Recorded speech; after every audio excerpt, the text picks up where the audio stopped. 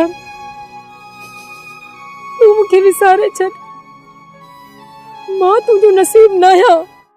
अस्सलामुअलैकुम दोस्तों, mega soap serial पापनगर जंहिंजे ईंदड़ नई एपिसोड्स में छा थींदो आहे, छा थियण वारो आहे, छा मल्हार आबिल खे विसारे छॾींदो, छा मंठार सारंग खे छॾे ॾींदो, छा शेरदिल वॾेरे सारंग खान वॾेरे रावल खान वारनि जो हामी थींदो। इन सॼी तफ़सीलात ॼाणण खां पहिरियां जेकॾहिं अव्हां असांजे यूट्यूब चैनल ते नवां आहियो त महिरबानी करे असांजे यूट्यूब चैनल खे सब्सक्राइब करे घंटी जे बटन ते प्रेस करे नोटिफिकेशन ते ऑल करे छॾींदा, जीअं हर ईंदड़ नई नोटिफिकेशन सभ खां पहिरियां अव्हां ॿाहिरि ते बावक़्तन पहुची सघे। दोस्तों हाणे हलूं था पंहिंजी मेन ॻाल्हि ॿोल तरफ़। जीअं त mega soap serial Punjabi drama जे ईंदड़ नए एपिसोड में तव्हां ॾिसंदो त मंठार शेरदिल वारनि खे मारणु वेंदो आहे त उनखे अचानक सारंग रस्ते में गॾिजी वेंदो आहे। सारंग जेको आहे सो हुनजी ॾाढी बेइज़ती कंदो आहे, उनखे ग़लति जेको आहे सो गुथा लफ़्ज़ ॻाल्हाईंदो आहे त हुनखे जेको आहे मुंशी मखणो चवंदो आहे त हिनखे छॾे ॾे, फ़िलहालु पंहिंजो ई निशानो न आहे, पंहिंजी फ़सुलु आहे, पाण जॾहिं बि हिनखे जेको आहे सो कायूं, जॾहिं बि लुभियूं, पंहिंजी मर्ज़ी आहे। मंठार हुन ते तमामु घणे गुस्से में हूंदो। ॿिए तरफ़ तव्हांखे ॾिसण वटां मिलंदो त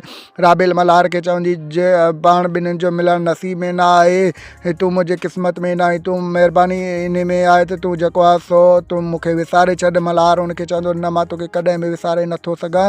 ऐं तव्हां ॾिसंदो त मल्हार ऐं शेरदिल वारा गॾिजी करे वॾेरे बालाज खान जो ख़ात्मो कंदा ऐं मंठार खे बि उहो जल्द अज़ जल्द हाणे मारींदा। ॿिए तरफ़ तव्हांखे ॾिसण वटां मिलंदो त जॾहिं शेरदिल जो चाचो वॾेरे रावल खान वारनि ॾे वेंदो आहे त रावल खान वारा हुनखे मिनतू कंदा आहिनि त शेरदिल खे सम्झा त असांजो जेको आहे सो हामेवार ते यानी कि असां वटि अचे, असांजी ग़ुलामी करे।